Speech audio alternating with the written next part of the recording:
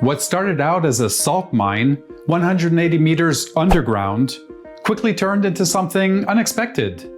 Honestly, we had no idea what we were in for. But this discovery turned out to be one of the most unique experiences we've had in Bogota. Have a look. We were the first to get picked up, so before we actually left Bogota, we had to pick up everyone for the tour. Roughly 90 minutes later, we started arriving in Zipaquirá, a small town that felt very different from Bogota. We booked this through Get Your Guide. Super simple, transport included. We'll leave a QR code on screen. Feel free to scan it and check it out.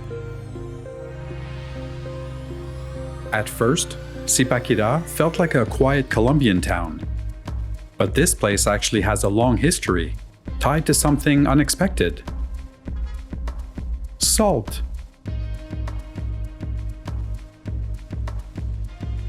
For centuries, even before the Spanish arrived, this area was known for its salt mines. So valuable, it was often called white gold. Over time, those mines didn't just shape the town. They became the foundation for something completely different. Hidden right beneath our feet. But first, the van dropped us off at the top of the town.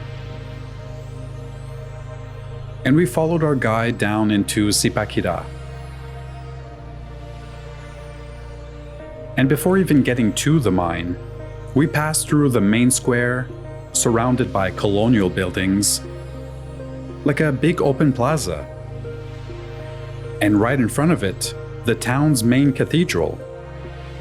And this place actually exists because of salt. What they used to call white gold. So, everything you see here was built because of what's happening underneath. Let's say the three signals of classic Spanish architecture. What are the signals of classic Spanish architecture?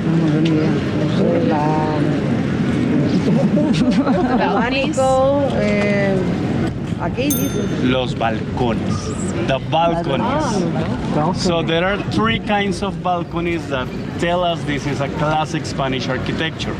The first one is called a Spanish balcony, which is completely made out of wood. Right. This one.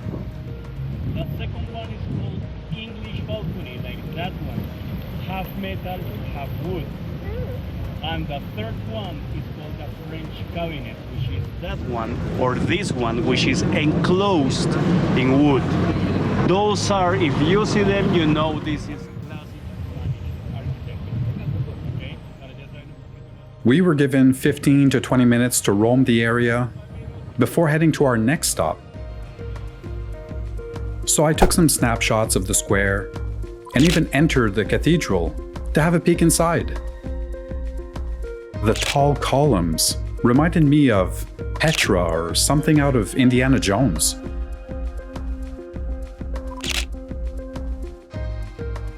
After our free time, we regrouped with the guide and hopped back into the van, which brought us to the salt mine entrance. Before entering into the mine, our guide actually brought us to a local shop where they were showing Colombian emeralds, something the country is really known for.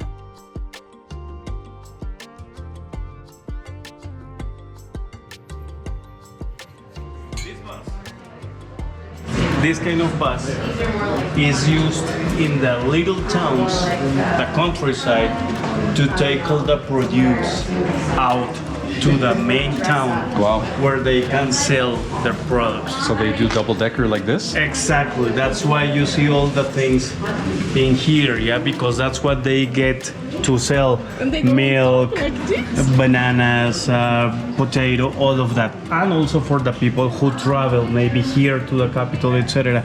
That's why you see all of this. Wow, that's really cool. So it's very typical in little towns. Very, very typical. We continued walking until we got to the main entrance. And one by one, we marched in.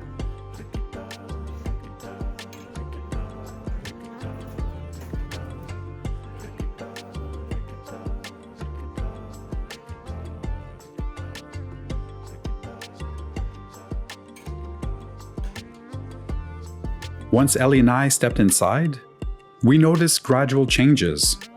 First, the light faded. Then the air got cooler. And pretty quickly, we were surrounded by salt everywhere.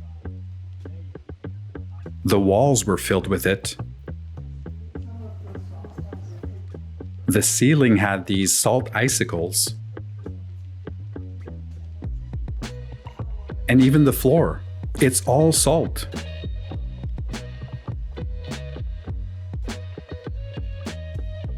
This wasn't always something people came to visit. For years, this was a working salt mine. Miners would spend long days down here. And because of the conditions, they started creating small spaces to pray. Do you want to take my phone? Are you sure? It takes better pictures. Asking for protection before going deeper into the mine. And over time, those small spaces slowly transformed into what this is today. So what started as hard labor became a place of faith. So, this, as you can see, this is the representation of the very first station on the way to the cross, which is Jesus Christ's judgment. That's why we have the word degree and also the wheat marks on the word. You can come here. You can see how it was carved on the stone, on the very stone. Yeah. And this is salt stone? Yeah, this is salt stone. It's not salt. We can lick it. Can we lick Well, now you see this? Wow. Hold on. What is this? It looks like a gold. This is fool's gold. Oh, good, that's right. Or iron pyrite. This rock is compounded by salt, silicium, charcoal, and iron pyrite. Okay? Now, something really interesting talking about football.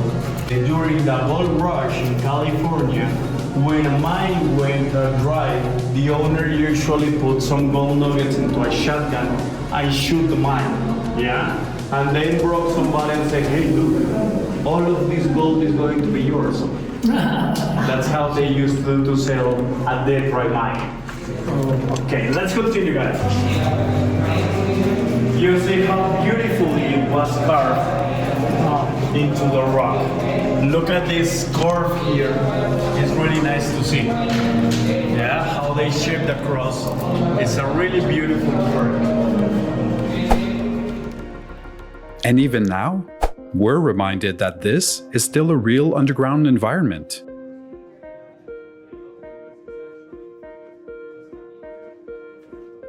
As we walked deeper into the mine, our guide shared interesting facts. Okay, so guys, this is a religious focus point for Colombians and for people even from South America. Please be very careful. So, for example, next month, which is Holy Week in Latin America, this place is extremely crowded, but extremely. So much that if we were in these moments in Holy Week, we would be walking like this, trying to move, because there are thousands of people coming every day.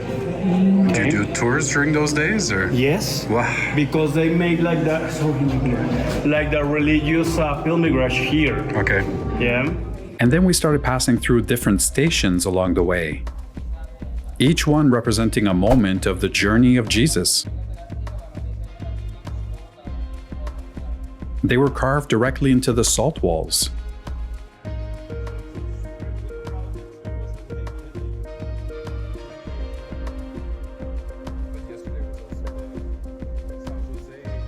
And as we continued to move forward, the whole experience started to feel more intense. And then we reached a point where everything opened up. And this is where things changed. Because up until this point, it still felt like a mine.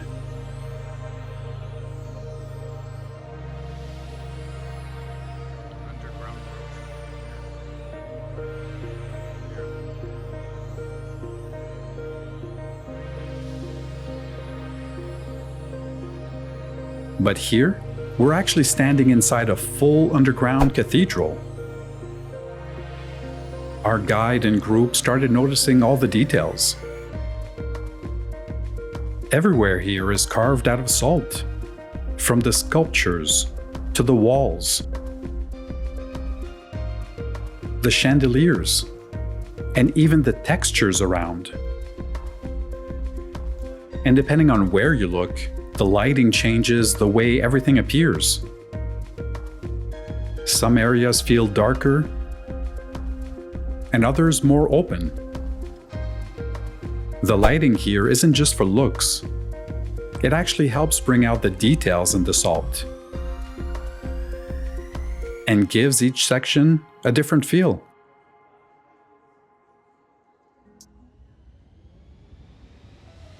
But down here, it's not just a cathedral. There's actually a whole area with shops, exhibits, a museum,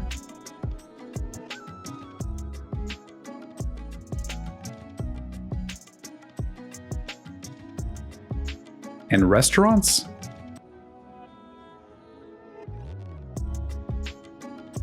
And even a small theater where they show you a short film about the mine. I don't know about the others, but I wasn't expecting this part. But it actually added to the visit. We were given 3D glasses, sat there in the theater, and that's as much as I can show you since they asked me to stop recording. So overall, there's quite a bit to explore down here.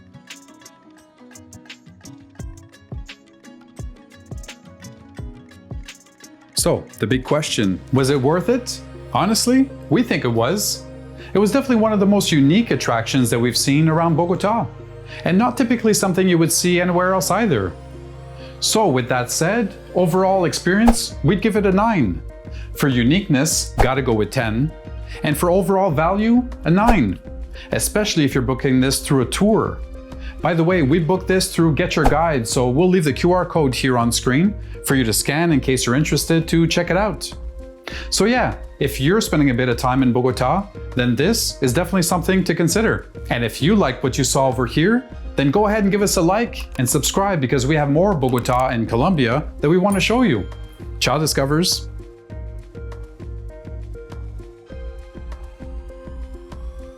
I have a place for some pets.